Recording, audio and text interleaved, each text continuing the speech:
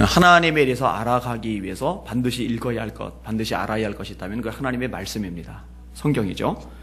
성경은 하나님에 대한 책이기 때문입니다. 성경을 통하지 않고 하나님을 더 깊이 알아간다라는 것은 말이 되지를 않는 겁니다. 오늘 보면은 엘리 집안이 받는 저주를 다루고 있는데 이 와중에서도 하나님이 어떤 분이신지를 참 잘 이야기해주고 드러내주고 있습니다. 무엇을 배울 수 있는지 한번 생각해 볼 겁니다. 첫 번째인데 따라합시다. 하나님은 그 무엇보다 우선되어야 한다. 신앙생활에 있어서 우선순위라는 건요 굉장히 중요합니다. 성경은요 이 부분을 굉장히 강조를 많이 합니다. 자, 예를 들어 볼게요. 너희는 먼저 그의 나라와 그의 의를 구하라. 그리하면 이 모든 것을 너희에게 더하시리라. 앞부분에 무엇을 먹을까, 무엇을 마실까, 무엇을 입을까 염려하지 말아라. 이는 다 이방 사람들이 구하는 것이요 너희 천부께서는 너희 있어야 할 것을 아시느니라. 그 다음에 너희는 먼저 하나님의 나라, 하나님의 의를 구하라. 세상에서 필요한 것들, 의식주 문제 이런 것을 구하는 것보다 먼저 구할 것이 있어요. 그게 하나님의 나라예요. 이것이 성경에서 말씀하고 있는 우선순위입니다. 자, 예를 들어서 하나님을 사랑하는 것. 이런 계명 중에 가장 큰 계명이 뭐냐고 율법사가 물었을 때 주님이 우물거리지 않고 즉석에서 말씀하시죠. 마음을 다하고 성품을 다하고 힘을 다하고 뜻을 다하여 주 너희 하나님을 사랑하라. 이것이 크고 첫째 되는 계명이요. 둘째는 이와 같으니 네 이웃을 네 몸과 같이 사랑하라. 이것이 온율법과 선지자의 강령이니라. 이게 최우선순위는 뭐냐? 마음, 힘, 성품, 뜻 다해서 하나님을 사랑하는 것. 이 순서가 바뀌어서 만약에 세상을 사랑하면 문제가 되는 거예요. 요한일서 2장이 뭐라고 말씀합니까? 15절이죠. 이 세상이나 세상에 있는 것들을 사랑하지 말라. 누구든지 이 세상을 사랑하면 아버지의 사랑이 그 속에 있지 아니하니 이는 세상에는 모든 것이 육신의 정욕과 안목의 정욕과 이생의 자랑이니 다 세상으로부터 온 것이요 아버지께로부터 온 것이 아니라 이 세상도 그 정욕도 다 지나가되 하나님의 뜻을 행하는 자는 영원히 거하느니라. 이렇게 말씀을 해주고 계시는 겁니다.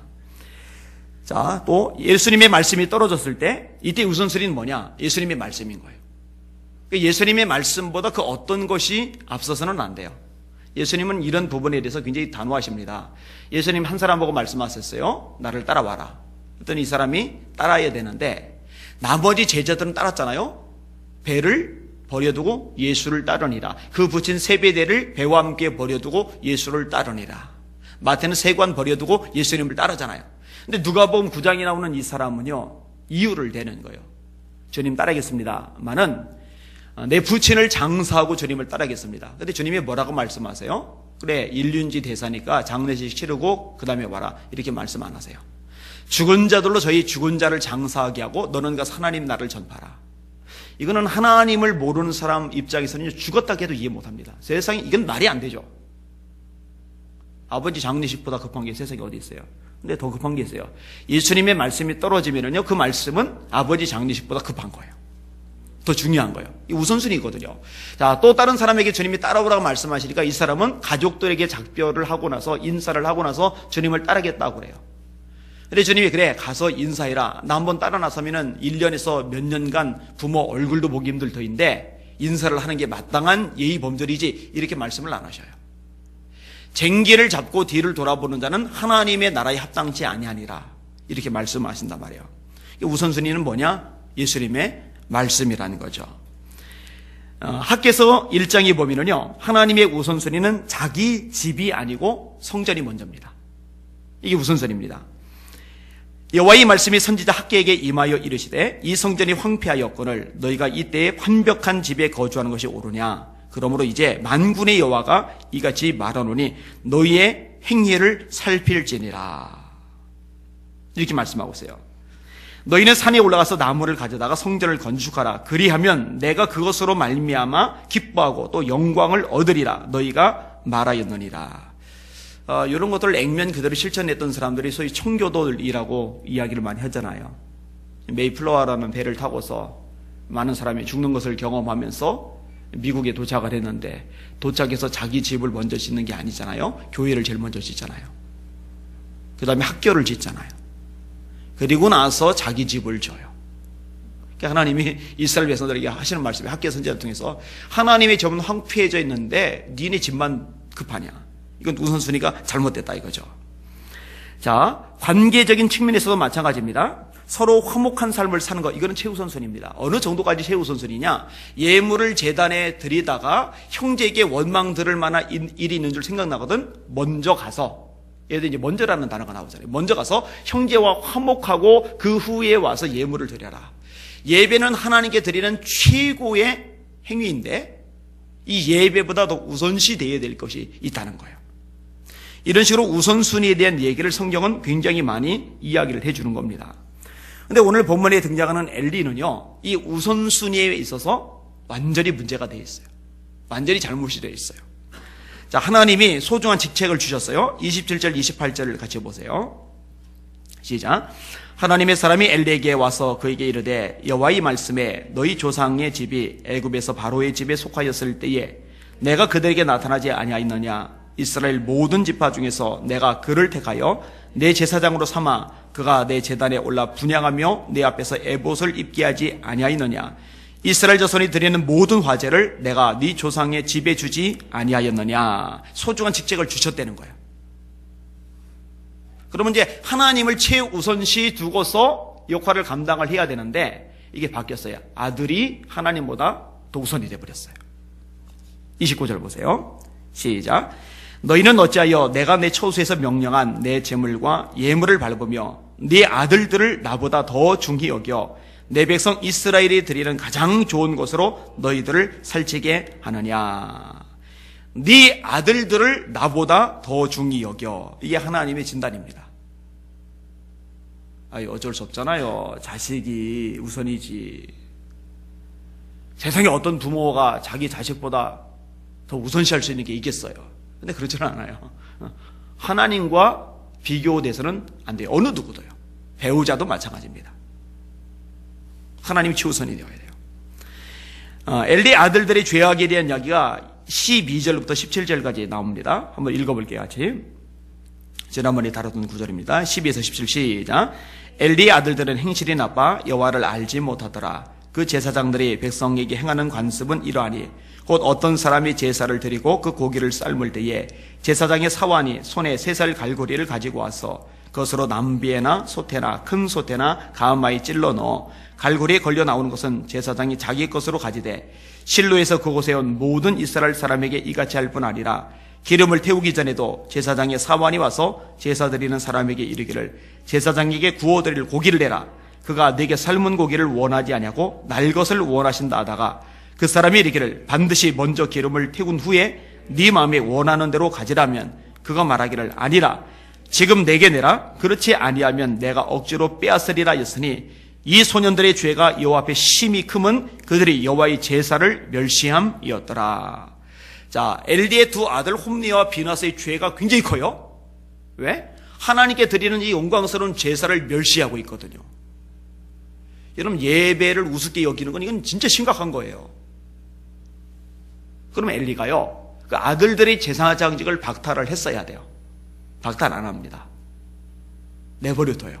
왜? 아들이니까. 자기 자식이니까. 먹고 살 길이니까. 자, 22절부터 24절까지 좀 더 읽습니다. 시작.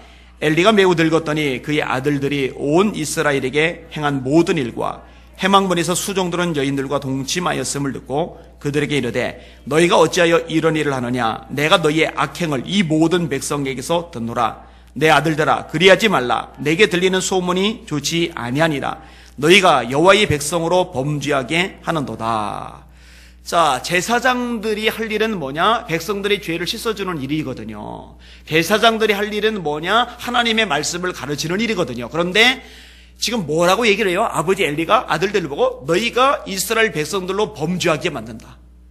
백성을 성결케 하는 일을 해야 될 제사장들이 백성을 범죄하게 만들고 있어요. 엘리도 알아요. 그럼 알면은 그걸 박탈을 시켜야죠. 그냥 놔둬요. 왜? 아들들이니까. 아들들이니까.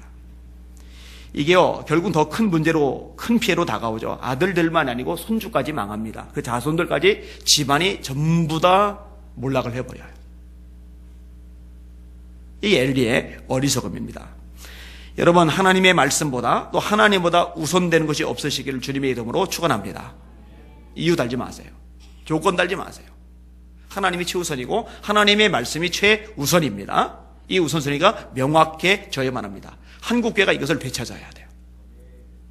자, 두 번째 본문 따라합시다. 하나님을 존중히 여기는 것이 지혜이다. 자, 30절 말씀을 같이 읽겠습니다. 시작. 그러므로 이스라엘의 하나님 나 여호와가 말하노라. 내가 전에 네 집과 네 조상의 집이 내 앞에 영원히 행하리라 하였으나 이제 나 여호와가 말하노니 결단코 그렇게 하지 아니하리라. 나를 존중히 여기는 자를 내가 존중히 여기고 나를 멸시하는 자를 내가 경멸하리라. 여러분, 심은 대로 거둔다라는 말은 진리입니다. 이것은 우선 자연의 진리죠. 콩을 심으면 콩이 납니다. 팥을 심으면 팥이 납니다. 콩 심었는데 팥이 날 수는 없어요. 팥 심었는데 콩이 날 수는 없어요. 포도나무를 심었는데 무화과 나무가 생길 리는 없어요. 심은 종류에 따라서. 그리고 많이 심어야 많이 거둘 수 있는 게 나지, 두 알 심고 나서 한 100그루쯤 뭐가 돋아나기를 바라면 이건 도둑놈 심보입니다. 이건 자연의 원리예요. 심은 대로 거둔다. 근데 이것은 자연의 원리일 뿐만 아니라요, 인간관계의 원리이기도 합니다. 가는 말이 고와야 오는 말이 곱다. 맞아요. 내가 가시돋친 말, 상처 주는 말, 깎아내리는 말, 긁어내리는 말, 상대방을 비난하는 말을 하면서 상대방이 내게 대해서 좋은 말 하기를 바라는 것은요, 말이 되지를 않아요. 예수님이 마태복음 7장 1절에 이렇게 말씀합니다. 비판을 받지 아니하려거든 비판하지 말라. 너희 비판하는 그 비판으로 너희가 도로 비판을 받을 것이요 너희 헤아리는 헤아림으로 너희가 도로 헤아림을 받을 것이니라. 이거 심은 대로 거둡니다. 여러분들이 입을 열려서 자꾸 누군가 이러쿵저러쿵 얘기하잖아요. 비판 얘기 자꾸 하잖아요. 그 고스란히 대갚음 받아서 여러분들이 말거리가 될 겁니다. 이거 예수님이 하시는 말씀이에요. 이거 주님 말씀이에요. 비판받고 싶지 않냐? 그럼 너희들 비판하지 마. 입 다물어. 이게 심은 대로 거두는 거죠. 물질의 진리이기도 합니다. 고린도서 8장에 이렇게 성경은 말씀합니다. 이것이 곧 적게 심는 자는 적게 거두고 많이 심는 자는 많이 거둔다 하는 말이로다. 각각 마음에 정한 대로 할 것이요 억지로나 인색함으로 하지 말지니 하나님은 즐겨내는 자를 살아가시느니라. 이거는 헌금에 대한 이야기입니다. 여러분, 기도를 많이 심어야 영역이 생기듯이요 물질도 심으라는 거예요. 하나님 앞에. 여러분, 바울 사도가 헌금이 많이 나면 자기 주머니 생기는 사람 아니잖아요. 이 성도들이 하나님 앞에 복을 받기를 원하는 거잖아요. 이거 많이 심으라는 거죠. 근데 이게요, 하나님과의 관계에서도 마찬가지입니다. 하나님이 뭐라고 말씀하시느냐? 나를 존중히 여기는 자를 내가 존중히 여기겠다. 나를 멸시하는 자를 내가 경멸하겠다. 심은 대로 거두는 겁니다. 심은 대로. 여러분, 하나님을 존중히 여기실 수 있기를 주님의 이름으로 축원합니다. 그럼 하나님 아버지께서 여러분을 존중하게 여겨주실 거예요. 그러니까 얼마나 좋아요, 그죠? 여러분, 다윗은요 하나님을 존중히 여겼던 사람 아닙니까? 하나님이라면 깜빡 죽는 게 다윗입니다. 어느 정도까지 그럽니까? 사울이 자기를 잡아 죽이려고 칼 들고 창 들고 쫓아다니는데 자기는 정작 사울을 죽일 기회가 왔을 때 손을 안 대요. 겨우 옷자락만 건들고 나서 그것 가지고도 마음이 찔려해요. 왜? 하나님이 세우셨다는 거예요. 하나님을 존중하기 때문에 하나님이 세운 사람도 같이 존중을 하는 거죠. 이런 다윗을요 하나님이 존중히 여겨주세요. 여러분, 요셉 보세요. 인생 밑바닥으로 굴러 떨어지잖아요. 구덩이에서 묶여 노예로, 그 다음에 보디발의 집으로. 근데 그 와중에도 내가 하나님 앞에서 어찌 득주하겠냐고 하나님을 기억하고 살잖아요. 여러분, 하나님을 까마득하게 잊고서 자기 멋대로 사는 사람이 하나님을 존중하는 사람일 수는 없잖아요. 하나님을 기억하고 있단 말이에요. 어떤 상황에서도. 자기의 목숨을 좌지우지할 수 있는 절대 권력자 보디발의 부인 앞에서도 하나님이 더 우선이에요. 이렇게 하나님을 존중히 여기는 요셉을 하나님은 존중히 여겨주시잖아요. 여러분, 심은 대로 거두는 거거든요. 여러분, 하나님을 존중히 여기시기를 주님의 이름으로 축원합니다. 반대로 하나님을 멸시하면은요 하나님이 그를 경멸하시는 겁니다. 사울 보세요. 지가 왕이면 왕이지 제사장이 드려야 될 제사를 자기가 드려버리면 어떡합니까? 이것 때문에 하나님이 사무엘 중에 뭐라고 말씀하십니까? 왕이 하나님의 말씀을 버렸기 때문에 하나님도 왕을 버려 이스라엘 왕이 되지 못하게 하셨습니다. 심은 대로 거뒀죠. 왕이 말씀을 버리니까 심은 거죠. 하나님도 왕을 버리는 거, 거두는 거죠. 하나님을 존중히 여겼다면요 군인들이 흩어지기 때문에 위기감을 느낄 수는 있어요. 불안할 수 있어요. 초조할 수 있어요. 두려울 수 있어요. 그러나 하나님께서 손대지 말라고 한 거 손대지는 않을 거예요. 근데 하나님이 만만한 거예요. 이게 건드린 거죠. 여러분, 세월이 지난 다음에 보면은요, 우사라는 사람이 등장을 합니다. 다윗이 법궤를 가지고 이렇게 오는 중에 법궤를 실은 술에 앞에 끄는 소가 막 날뛰니까, 날뛰는 소를 잡을 생각하니까 겁이 나는 거예요. 날뛰는 소한테 받치거나 밟히거나 그러면 중경상 입을 거 아니겠어요? 뭘 잡아요? 법궤를 잡아요. 근데 법궤는요, 우사가 손대면 안 됩니다. 레위 사람들, 제사장들 외 일반 사람들은 법궤 손대면 큰일 나요. 소는 무섭고, 날뛰는 소는 무섭고, 하나님은 안 무서운 거예요. 그죠? 하나님을 멸시하는 거잖아요. 우사가 손을 대는 순간에 그 자리에서 즉사합니다. 소에 부딪혔으면 즉사 안 할 겁니다. 여러분, 하나님이 두려워야죠. 하나님을 존중히 여기시는 여러분들 되시기를 다시 한번 주님의 이름으로 축원합니다. 하나님을 존중히 여긴다면요, 그 말씀을 존중히 여기게 되어 있어요. 여러분, 어떤 대상을 존중히 여기는 것과 그가 한 말을 존중히 여기는 것은 일치합니다. 여러분, 대통령이 장관에게 어떤 말을 했어요. 이렇게 지시를 내렸어요. 이 장관이 그 말을 무시해요. 안 들어요. 그러면 그 장관은 대통령을 무시하는 겁니다. 존중히 여기는 게 아닙니다. 정말 장관이 이분은 내 임명권자, 이분은 나를 장관이 되게 할 수도 있지만 내 목을 자를 수도 있는 그런 분, 존중히 여기면은요, 대통령이 시킨 거 하게 돼 있죠. 하나님이 정말로 우리에게 존중 여김을 받는 분이라면요, 우리는 그분의 말씀에 따르게 돼 있어요. 그분의 말씀을 존중히 여기게 되어 있어요. 이거는 당연한 겁니다. 자, 또 다른 각도에서 볼 때, 만약 하나님을 정말로 존중히 여긴다면요, 하나님께서 맡겨주신 사명도 존중히 여기게 되어 있어요. 그래서 사람들이요, 하나님께서 교회에서 하도록 주신 사명을 어떻게 감당하는지를 보면은 이 사람이 하나님을 존중하는 사람인지 아니면 하나님을 무시하는 사람인지 구분이 가요. 자, 기관장이 되었어요. 구역장이 되었어요. 그 다음에 찬양대를 해요. 교사를 해요. 그러면 하나님이 내게 맡기신 사명이면은요, 이걸 끝까지 잘 감당을 해야 되잖아요. 중간에 힘들다고, 피곤하다고, 지친다고, 속상하다고, 에이 몰라, 이렇게 되면은 이거는 하나님 멸시하는 거예요. 이 말씀을 여러분 잘 배우셔야 됩니다. 잘 들으셔야 됩니다. 여러분, 5달란트 받은 사람하고 2달란트 받은 사람은 주인을 존중하는 사람이죠. 주인이 뜻대로예요. 근데 1달란트 받은 사람은 어떻게 해요? 땅에 묻어둬요. 아이, 겨우 묻어둔 거 가지고 뭘, 아니요, 묻어두면 안 돼요. 주인이 맡겼을 때는 그것을 남겨야 돼요. 일해야 돼요. 땅에 묻어둔 대가가 뭐예요? 쫓겨납니다. 이 쫓겨나는 게 뭐겠어요? 그죠? 바깥 어두운 데 쫓겨나 이를 갈며 슬피 울미 있을 것이니라. 여러분, 하나님이 진짜 인생의 주인이면 그분이 맡기신 사명을, 그분이 맡기신 내 직분을 어떻게 감히 소홀히 여길 수가 있겠습니까? 두 가지, 하나님의 말씀, 그 다음에 하나님 맡기신 사명, 이 두 가지를 존중히 여길 줄 아는 복 있는 성도들 되시기를 주님의 이름으로 축원합니다. 그렇게 되셔야 돼요. 자, 세 번째 부분 따라합시다. 하나님은 때때로 무섭게 심판하신다. 이게 세 번째 요지입니다. 하나님의 성품이 되게 많아요. 예를 들어서 영원성, 하나님은 시작도 없고 끝도 없어요. 사람은 유한합니다. 천사들도 유한합니다. 하나님만이 영원하세요. 하나님은 불변성, 변함이 없어요. 그는 회전하는 그림자도 없으시고 변함도 없으시니라. 야고보서의 말씀이죠. 또 하나님은 어떤 분이세요? 무소부재, 편재성. 하나님은 어느 곳에나 계세요. 저는 여기서 설교를 하면은요, 옆에 독일교에서 설교할 수가 없어요. 그런데 하나님은 여기도 임하실 수 있고 독일교에도 임하실 수 있고 저 미국 땅에도 저 아프리카 땅에도 동시에 충만하실 수 있어요. 예레미야 말씀이죠. 나 여호와는 천지에 충만하지 아니하냐. 하나님은 전능하세요. 못하실 게 없어요. 여러분, 천사 못하는 거 있어요. 사람 못하는 거 무지 많습니다. 근데 하나님은 못하실 게 없어요. 다 하실 수 있어요. 아멘? 이거 전능성이에요. 그 다음에 하나님은 다 아세요. 모르는 게 없어요. 사람은 속지만 하나님은 속지 않는 줄 믿으시길 바랍니다. 누가 하나님께 속일 수가 있겠습니까? 이런 게 이제 하나님의 성품이에요. 그런데 이런 수많은 성품들 중에 가장 대표적인 성품 두 가지를 꼽으라면 그게, 따라합시다, 사랑과 공의. 다시, 사랑과 공의. 이런 것들은 여러분이 기억을 잘 하셔야 됩니다. 사랑은 하나님의 대표적인 성품입니다.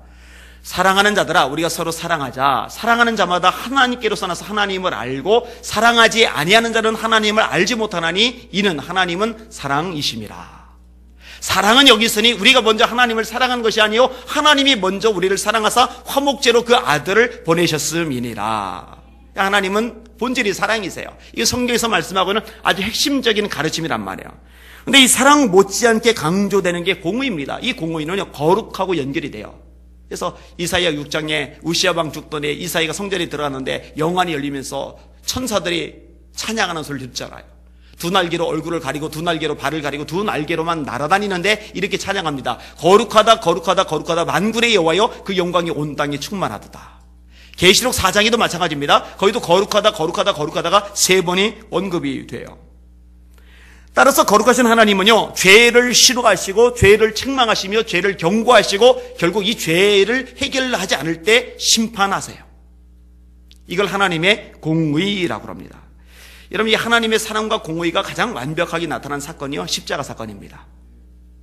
예수님이 우리의 모든 죄를 대신 짊어졌죠. 이사야의 예언입니다. 그가 찔림은 우리의 허물을 인하며 그가 상함은 우리의 죄악을 인합니다. 그가 징계를 받음으로 우리가 평화를 누리고 그가 채찍에 맞음으로 우리가 나음을 입었도다. 우리는 다 양 같아서 그릇 행하여 각기 제 길로 갔지만 하나님께서는 우리의 죄악을 그에게 담당시키셨도다. 예수님이 우리 모든 죄를 담당하신 거예요. 짊어지신 거예요. 할렐루야.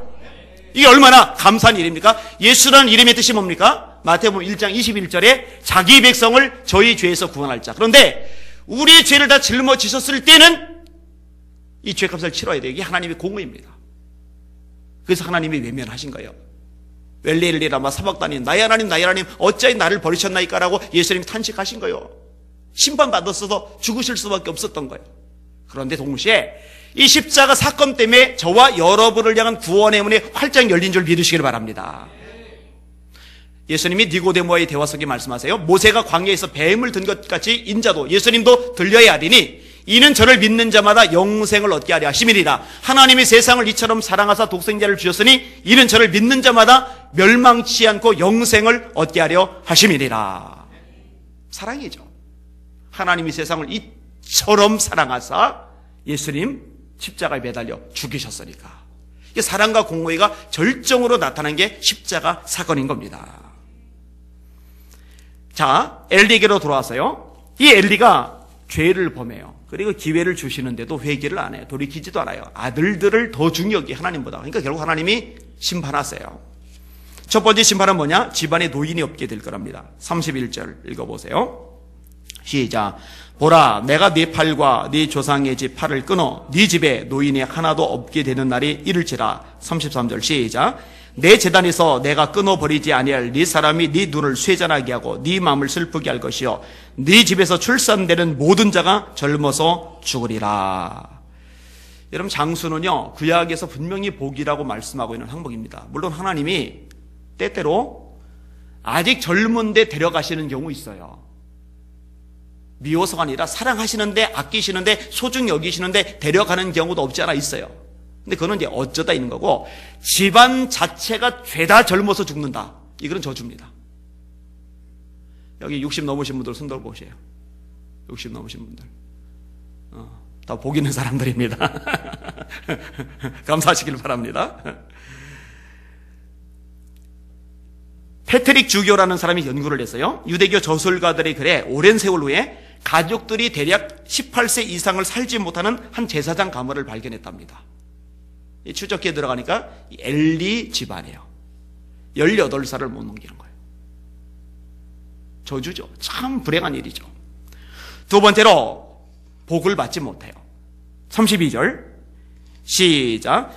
이스라엘에게 모든 복을 내리는 중에 너는 내 처소의 환난을 볼 것이요 네 집에 영원토록 노일이 없을 것이며. 이스라엘에게 모든 복을 내리는 중에, 여러분 이스라엘 전체가 복을 받아요? 그럼 이스라엘 전체가 복을 받으면은 이스라엘 백성들 중에 복을 못 받는 사람이 없어야죠. 근데 전체 모든 백성들이 복을 받는 중에 그런 상황이 되더라도 이 엘리 집안 사람들은 자기 처소에서 환난을 볼 거랍니다. 지금 우리나라가 가뭄 때문에 문제가 있어요. 댐에 모인 이 물이 수량이 줄어들면서 이 빨간 이 흙을 막 드러내고 있을 정도로 좀 심각합니다. 농업 용수가 좀 모자랄 것이라고 예측을 하고 있더라고요. 비가 좀 필요해요. 여러분 가물면은 밭농사건 논농사건 이제 골치 아파지는데 자 전국적으로 비가 내려 전국적으로. 전국적으로 비가 내린다고 기상 예보를 냈고 실제로 전국적으로 비가 내려요. 그러면은요, 남쪽이든 북쪽이든 중부든 다 비가 내린다는 얘기거든요. 근데 전부 다 비를 맞는데 어떤 사람의 밭에만, 어떤 사람의 노원에만 그 구멍 뻥 뚫려서 거기만 비가 안 내리고 나머지만 비가 막 내린다고 생각을 해보세요. 이거 말이 안 되잖아요. 근데 엘리 집안의 복이 이런 개념이에요. 이스라엘 전체 백성이 복을 받는 그런 시대가 오더라도 이 복이 임하지 않는 그 사람들, 그게 엘리 집안 사람이라는 거예요. 이건 비참한 겁니다. 아주 끔찍한 겁니다. 이게 다가 아닙니다. 하나님께서 어떤 말씀하느냐, 두 아들이 같은 날 죽을 것이래요. 34절 시작. 네 두 아들 홈니와 비느하스가 한 날에 죽으리니 그 둘이 당할 그 일이 내게 표징이 되리라. 질문이요. 아들들이 제사장직을 박탈당해서 먹고 사는 것이 어려워지는 게 나아요? 아니면 같은 날 죽어버리는 게 나아요? 제사장직을 그냥 박탈로 버리는 게 나아요? 아니면 아들들 죽어버리고 그 자손들 같이 망해버리는 게 나아요? 엘리가 미련한 거죠. 엘리가 멍청한 거예요. 그죠? 하나님이 두렵지 않았던 거죠. 하나님이 만만했던 거죠. 여러분들 하나님을 두려워하세요? 그러니까 한국교회 회복해야 될 거 굉장히 중요한 것 중에 하나입니다. 한국교회 성도들이 하나님 두려운 줄을 몰라요. 하나님이 만만해요. 아주 만만해요. 그래서 신앙으로 지 멋대로 합니다. 지 기분대로 합니다. 어디서 자기가 배운 대로 자기 생각대로 신앙생활을 합니다.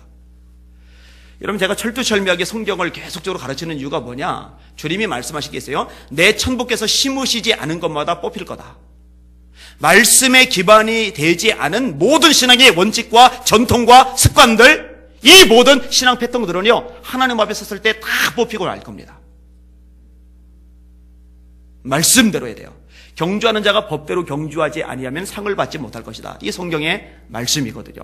저는 제가 책망받고 싶잖아요. 제가 똑바로 가르쳤는데 여러분이 똑바로 못 살면은 그건 여러분 책임인데, 제가 똑바로 가르치지 않았고 여러분이 똑바로 못 살면 하나님은 그 책임을 저에게 물으실 겁니다. 저는 그 책임 받고 싶지 않아요. 두려워요. 그리고 하나님을 두려워하는 게 이게 경외입니다. 경외. 실제로 두 아들을 당장에 같은 날에 죽어요. 이게 이제 하나님의 심판이 두려운 점이죠. 공수피 없습니다. 절대로 만만하게 보지 마세요. 우습게 생각하지 마세요. 절대 안 됩니다. 그래서 예수님도 어느 정도까지 말씀하시냐면요, 사람은 두려워하지 말고 하나님을 두려워하라고 말씀하세요. 너희 몸은 죽여도 영혼은 능히 멸하지 못하는 사람을 두려워하지 말고 너희 몸과 영혼을 능히 지옥에 멸하실 수 있는 그를 두려워해. 하나님을 두려워해라. 사랑하는 여러분들, 환경 두려워하지 마시길 바랍니다. 사람 두려워하지 마시길 바랍니다. 문제를 두려워하지 마시길 바랍니다. 장애임을 두려워하지 마시길 바랍니다. 그러나 하나님은 두려워하실 수 있기를 주님의 이름으로 축원합니다. 그 앞에 떨며 서야 돼요. 잊으면 안 돼요.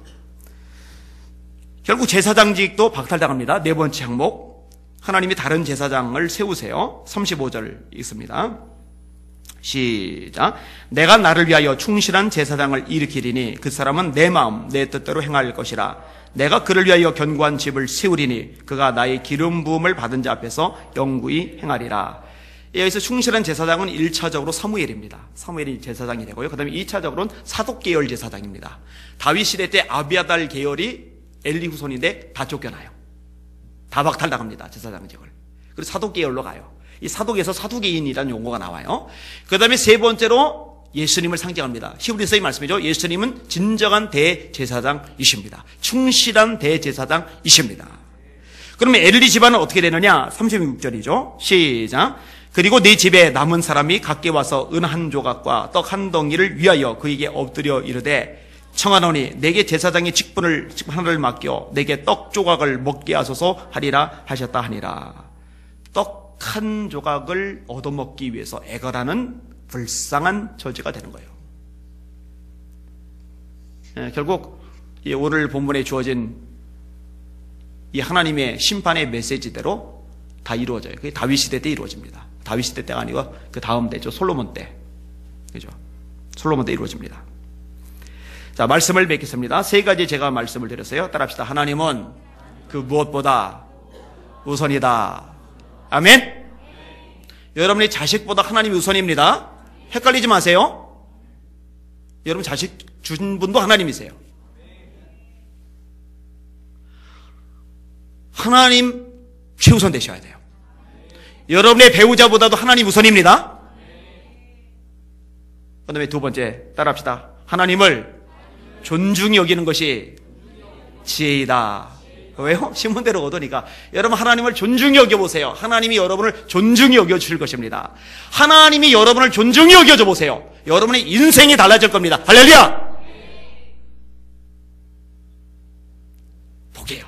이게 지혜란 말이에요. 마지막 따라합시다. 하나님은 때때로 무섭게 심판하신다. 진짜 두려워할 게 뭐라고요? 사람?